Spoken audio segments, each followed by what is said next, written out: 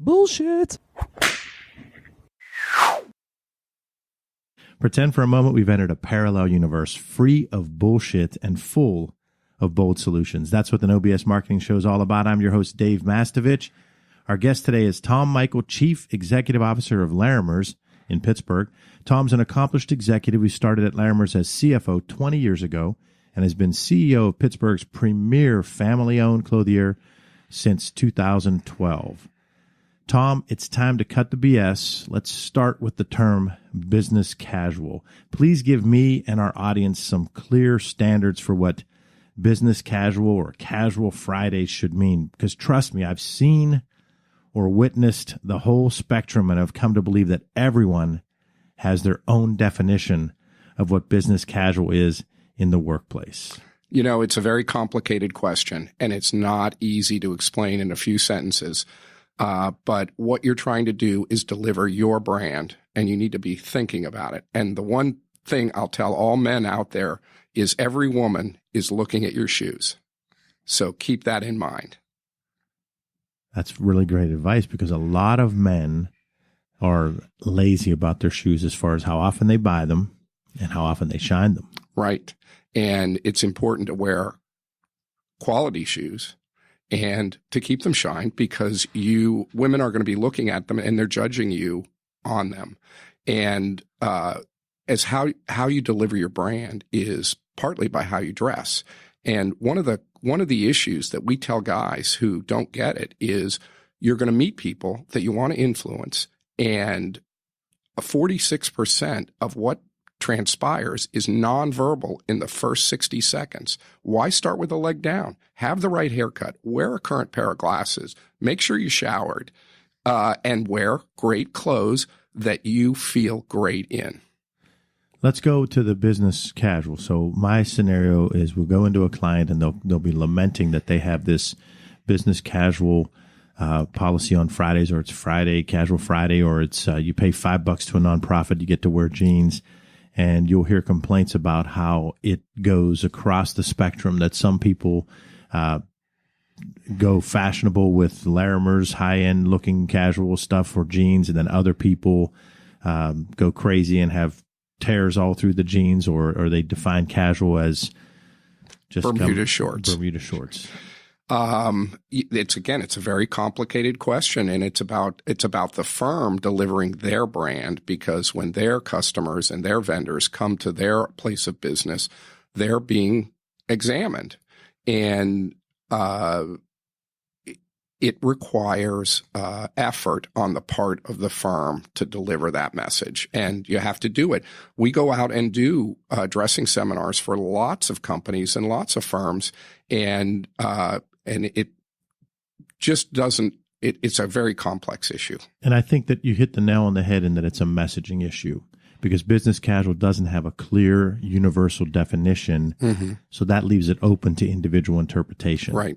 Then what happens is you have complaints and frustration by other employees and managers at people that they think pushed it to the limit or pushed it past the envelope. And so then what happens is a formal communication comes out as a standardized policy, which kind of defeats the purpose, because you're trying to reward employees and say that this environment is casual and flexible, and we want to have a team philosophy, and we want you to feel comfortable at work. And then you come back with a formalized policy, which inevitably half the people are going to make fun of, because they wonder what the heck's even going on. You told us it was business casual. Now you're defining specifics. So it does start with the messaging from the beginning of how you handle that. Right. And at the corporate level, delivering the corporate message requires effort and thought, and a lot of times there's not a lot of thought put into it. I would still go back to the individual. You're your own brand, and you need to think about it for yourself, and you need to deliver your brand at work every day. And that means that you need to look current, and your clothes need to fit, because right now men are wearing trimmer pants, trimmer shirts. And you need to keep your wardrobe current so people view you as current, because they view that your knowledge base. Is your knowledge base current? Are you 50 years old wearing pleated khakis from 20 years ago? That affects how the millennials who are on your team look at you. Okay. Absolutely. Absolutely.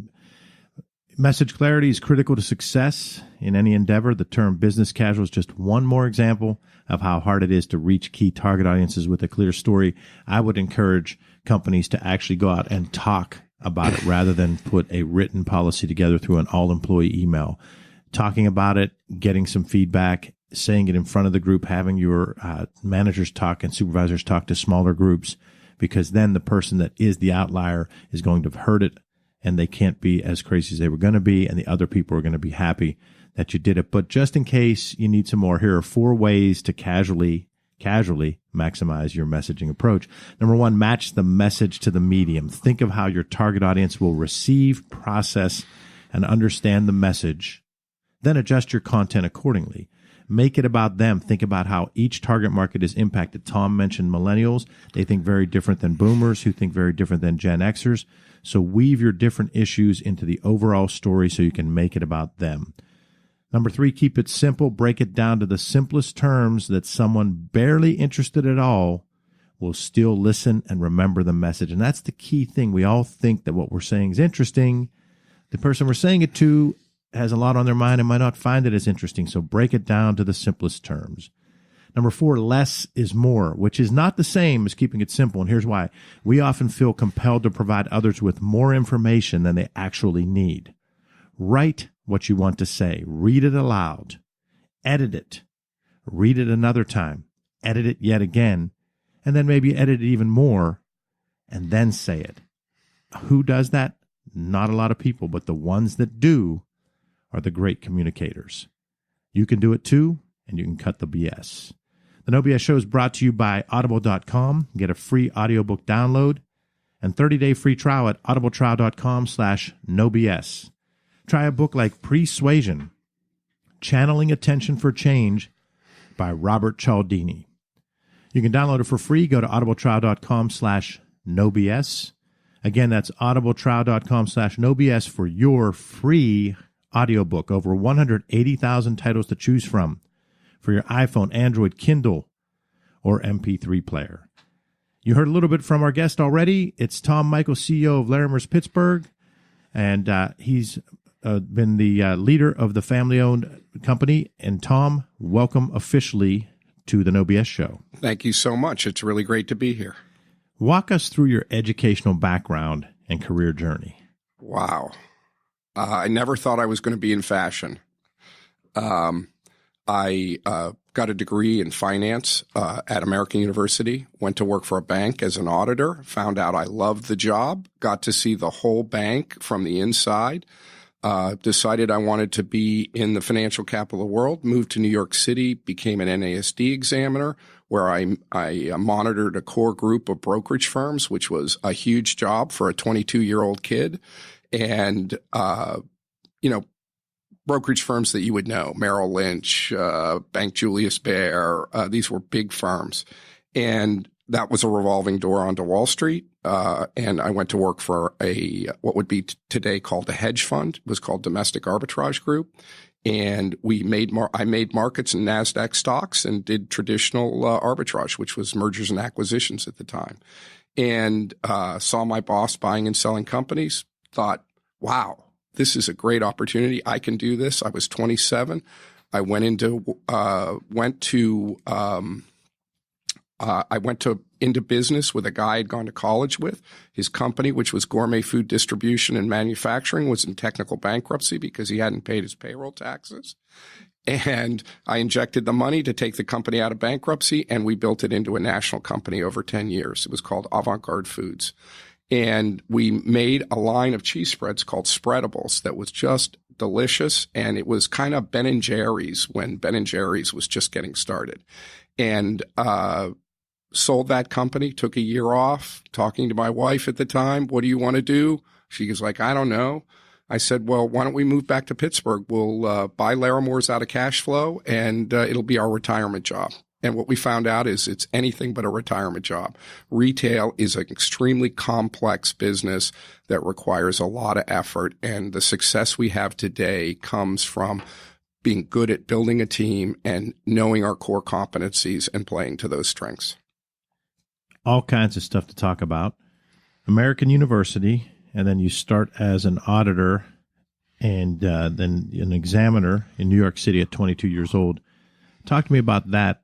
It can be exciting, invigorating, and intimidating at the same time, I'm sure. I would say it's like being a officer in the military. I think my brother at 24 flying jets that cost $82 million.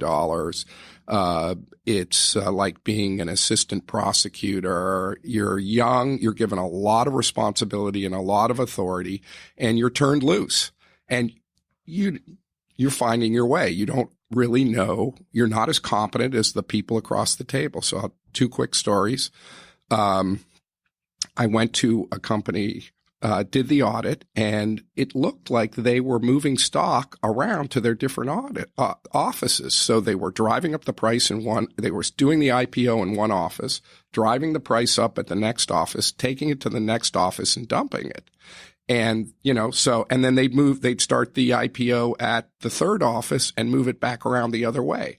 So they were generating all these fees and all this cash. And I go to my boss, who was a woman, and say, this doesn't look right to me. And in fact, they were manipulating the stock market. And I was, fortunate enough to stumble across the trading transactions to prove the case. So that was very interesting and enlightening. My favorite time is, so I'm monitoring a group of brokerage firms for capital compliance on Wall Street. You hear about this all today. Do the banks and do the brokerage firms have the capital to handle the position if something goes wrong? Think Lehman Brothers. Okay. And so, it's my daily chore. I'm looking through the brokerage firms. I come across Bank Julius Baer, and I'm like, and I'm doing the math, and I'm thinking, this doesn't work out. This doesn't work out. So I called the guy. I said, hey, we need to meet. And remember, I'm 22. He's 46. He's a sophisticated CFO at a big brokerage firm. And so I walk in there and sit down, and because he has to take my meeting. And we walked in, sit down, and I say, this math doesn't work out. And just then the fax machine on his desk whirls. He rips off the fax, hands it to me. The parent company out of Switzerland had just transferred in all the money they needed to meet capital compliance. And then he dismissed me. Great story. So you're 22.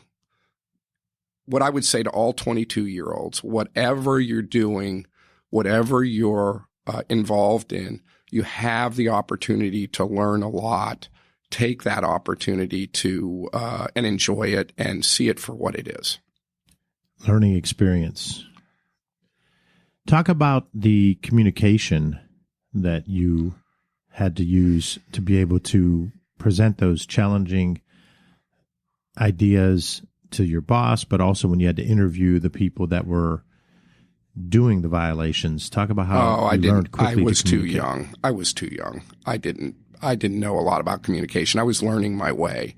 I learned more about communication when we started the cheese company. That's when I really had to be the leader and lead, train, motivate, provide strategic vision. And I was still 27 at the time. And that was much more the learning experience. What gave you the idea or the impetus to do the cheese company? It was never about cheese. It was about being an entrepreneur. And what my life has been is about starting companies and being an entrepreneur. And I've been very fortunate to have the opportunity to do that a number of times. And cheese was just what the opportunity was. So I'm working at Domestic Arbitrage. We're buying and selling companies. My boss is doing IPOs.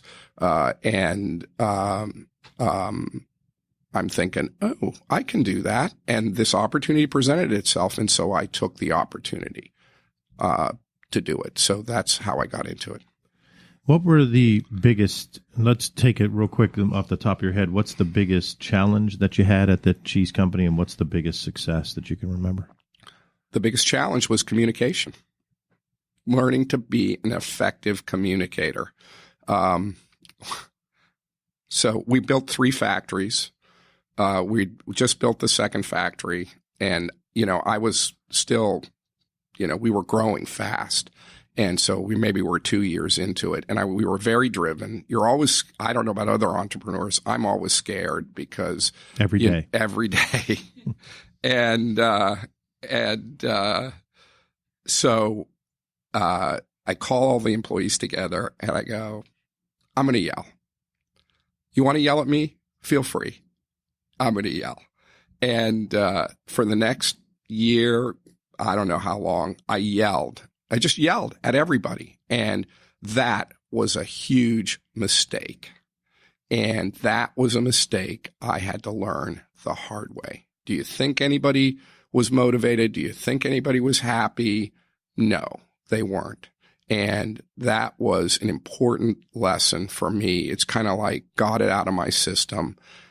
Today, I don't yell at all. And I'm also, I have a much different strategy. So communication was the big learning experience. We were very fortunate to have a really great product that was well accepted into the market, and learned a lot again about running a business and how to be successful, and technological innovation, and how important change is, and how your life's going to change all the time, and things aren't going to stay the same. So it was stuff like that. It's interesting you brought up the yelling. There's a lot of things that happen early in your career when you are learning from, well, we always are a product of our environment. I worked for a boss once who was a screamer, and he and I are close, and he knows I use this reference because I learned a lot from him both ways. And he was a screamer, and I had been in top management positions, just kind of stumbled across them, just like you, from 21 years old on. And so now I'm probably 5, 6, 7 years in my career, and this guy brings me in as a VP of a large company, and I was coming from the outside, and I was way younger than everybody, and everybody like screamed at people, which was foreign to me. But my team wasn't working well, and he starts screaming at me, so I go back and I screamed at my team. And I remember after I did, I walked in my office and closed the door, and I like felt so scummy or dirty or stupid, or right. And I was embarrassed. I've never done that again. But so it's similar to your situation where you're just trying things, and then you quickly realize either what doesn't fit you right. authentically, or just what doesn't work. Right. And that was a huge learning process. Today, if I could talk about it today, I do it totally different. Today, I sit down, personally connect with the other person, get a perspective of who they are, and what's important to them, and what's motivating them, because everyone's motivated differently. And then we talk about the issues at hand and the projects we're running. Agreed. Because even in what I was saying in the rant is what we want to convey, and we're sometimes giving too much information. What we want to convey might not even matter to them. You're right. And that's the challenge of leadership and management. Right. Trying to figure it all out. And a lot of times they're having a personal issue that's affecting their ability to do work. Definitely. Well, let's talk a little bit about leadership, since the show is about leadership and communication. We've addressed communication from a leadership standpoint. Other than family, who are your mentors from these early positions in your career and even today? Well, I thought about that, and I would say my biggest mentor and the person I miss the most is Carl Schlesinger, who was our second generation in our family business, and just an amazing person who taught me to be such a good person. And he was funny, and he could engage people, and he was warm. And one of my favorite things he taught me was he always talked slow, and people would tease him about it. And he would say, hey, the reason I talk slow is because once it's out of your mouth, you can't put it back in there. And I took that to heart. He read every document he ever signed, no matter what it was, from cover to cover. And something I'm doing much better with in the last number of years is he always wrote notes to customers when they had successes in their life or their family. And we do that a lot today. And he was just extremely knowledgeable about the field, and people knew it, and they appreciated his perspective. You talked about him as second generation. Mm-hmm. That's at Larimer's? Yes. And so when you decided to buy into Larimer's, were you the first non-family? Yes. I bought it. My business partner, Lisa Schlesinger, is my business partner, and we bought it together.